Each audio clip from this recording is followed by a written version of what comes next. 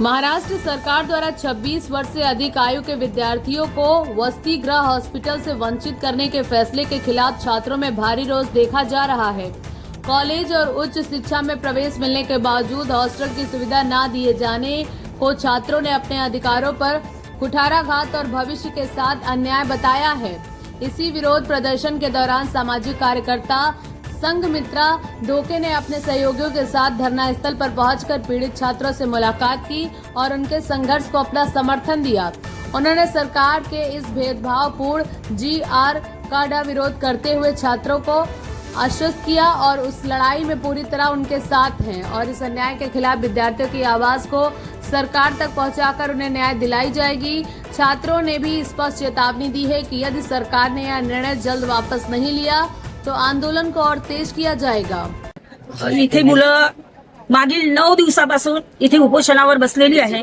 त्यांची मुख्य मागणी आहे की त्यांना वयाच्या सुरुवातीला 26 वर्षानंतर त्यांना वसतिगृहामध्ये प्रवेश मिळणार नव्हता। त्यानंतर सरकारने 14 ऑगस्टला सुधारणा केली, तिथे 30 वर्ष वय, त्याच्यानंतर त्यांना वसतिगृहामध्ये प्रवेश मिळणार नाही। हे सरकारने काय दादागिरी लावली आहे, सरकारने काय मनमानी लावली आहे की जी विद्यार्थी आहेत, जी मुलं आहेत, त्यांना वयाच्या 30 वर्षानंतर, वयाच्या 26 वर्षानंतर त्यांना शिक्षण घेण्यासाठी वसतिगृहात येता येणार नाही। हा जो समाज आहे, आदिवासी समाज असो की अनुसूचित जाती समाज असो, हा समाज ग्रामीण भागामध्ये राहतो, दऱ्याखोऱ्यामध्ये राहतो। त्यांना ज्यावेळेस शिक्षणासाठी त्यांना शहरामध्ये यावं लागतं। गावामध्ये फक्त 7वी पर्यंत 4थी पर्यंत आश्रमशाळा किंवा अशा छोट्या मोठ्या शाळा, त्यानंतर त्यांना जर शिक्षण घ्यायचं असेल तर त्यांना शहरात यावं लागतं। शहरात येते वेळी त्यांची आर्थिक परिस्थिती एवढी चांगली नसते की ती कुठे खोली करून राहतील, कुठे भाड्याने राहतील, म्हणून त्यांना शासकीय वसतिगृहात राहावे लागते। आणि शासकीय वसतिगृहामध्ये शिक्षण घेताना त्यांना वयाची अट घालणे हे कितपर्यंत संयुक्तिक आहे? मला असं वाटते की सरकारचं हे षडयंत्र आहे। बाबासाहेब आंबेडकर म्हणाले होते की शिक्षण हे वाघिणीचं दूध आहे आणि जो हे प्राशन करेल तो गुजगुरल्याशिवाय राहणार नाही। सरकारला ही एक भीती वाटत आहे की हा समाज जर शिकला, सवरला, मोठा झाला तर तो प्रश्न विचारेल, प्रश्न विचारल्यानंतर तो निर्णय क्षमतेमध्ये येईल आणि आम्हाला त्यांच्या पद्धतीने निर्णय घ्यावे लागेल। आणि म्हणून सरकार घाबरलेलं आहे आणि या घाबरल्या परिस्थितीमध्ये त्यांनी त्यांच्यासाठी 30 वर्षानंतर त्यांना वसतिगृहामध्ये राहता येणार नाही ही अट घातलेली आहे। माझी इथे मागणी आहे, माननीय महाराष्ट्राचे मुख्यमंत्री नागपूरचे आहेत, त्यांना माझी मागणी आहे की या मुलांचे जो प्रश्न आहे 30 वर्ष वयाची अट काढून टाकावी। माझी मागणी आहे सरांना की सर 30 वर्ष वयाची अट काढून टाका, त्यांना न्याय द्या, त्यांच्या मागणीला होकार द्या आणि त्यांच्यासाठी शिक्षणाच्या द्वारे।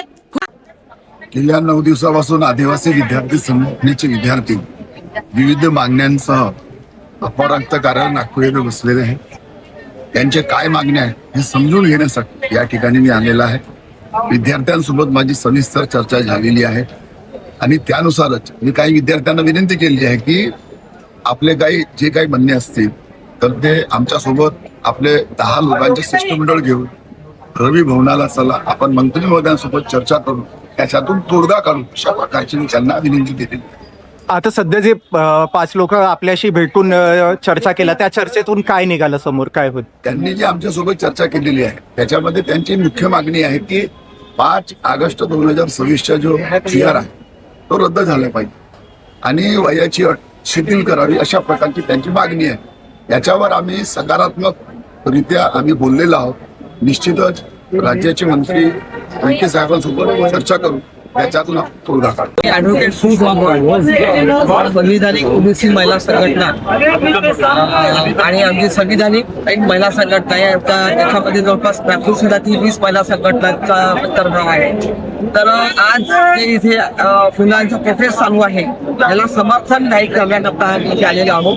त्यांच्या शिक्षणामध्ये बऱ्याचशाने जे अनादी काळापासून शिक्षणाच्या प्रवाहापासून वंचित राहिलेला इथला हा तबका आहे आदिवासींचा, हा अजूनही त्यांच्यापर्यंत पुरेपूर शिक्षण पोहोचलेलं नाही। त्यांचं शिक्षणाचं प्रमाणच अत्यल्प आहे।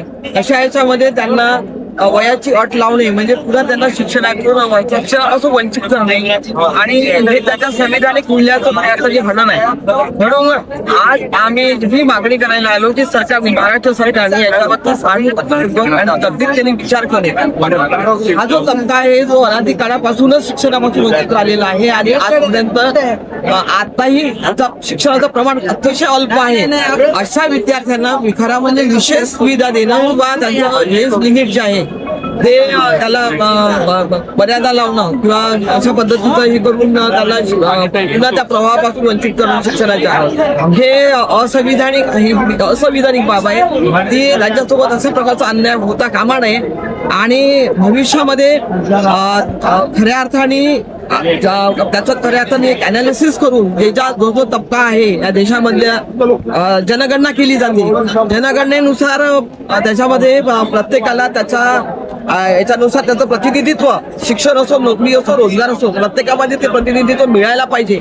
ते जर प्रतिनिधित्व त्याला मिळालेलं नसेल सरकारने खऱ्या अर्थाने त्या तबक्यामध्ये विशेष बाबी अंतर्गत विशेष प्रोव्हिजन करून खऱ्या अर्थाने त्यांना अपलिफ्टमेंटसाठी पर्याय द्यायला पाहिजे आणि त्यांच्या विकासाचे मार्ग द्वारा ही त्यांनी उपाटलेली पाहिजे.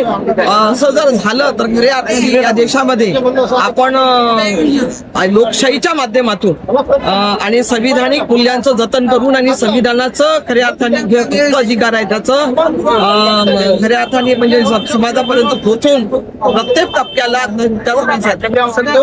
या आदिवासी मुलांचा आधीच झालेला अनुभव आहे.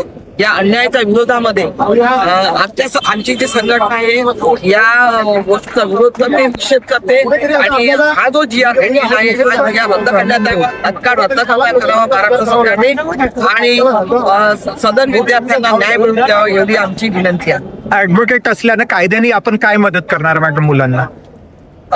खऱ्या अर्थाने जे काही पुढच्या ज्या बाबी आहे पुढच्या टप्प्यांमध्ये त्या बाबीसाठी लागणारा जे काही सल्ला आहे किंवा लोकांमध्ये जे काही गरज पडली सरकारने जर सानुकूल विचार केला गेला नाही तर या बाबीसाठी आम्ही निश्चित पूर्व आणि आमच्या आम्ही ऍडव्होकेट्स म्हणून नाही तर माझ्यासोबत संविधानिक महिला संघटना